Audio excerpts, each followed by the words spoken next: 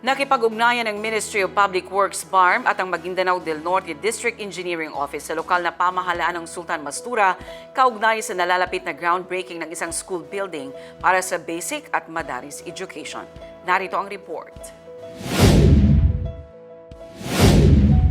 Isinagawa ang coordination meeting araw ng Martes, December 16, 2025, kasama si Sultan Mastura Mayor Dato Armando Mastura bilang paghahanda sa itatayong isang palapag na gusali ng paaralan na may 2 silid-aralan sa Barangay Makabiso ng bayan.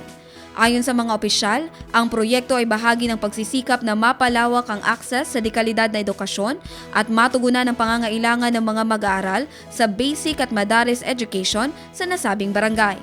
Nakatakdang isagawa ang groundbreaking ceremony sa December 20, 2025, ganap na 1:00 ng hapon sa Barangay Makabiso, Sultan Mastura, Maguindanao del Norte.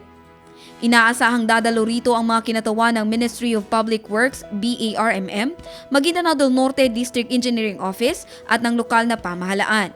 Layunin ng proyekto na magbigay ng mas maayos at sapat na pasilidad sa pag-aaral bilang suporta sa edukasyon at pag-unlad ng kabataan sa komunidad. Jen Garcia, iMinds, Philippines.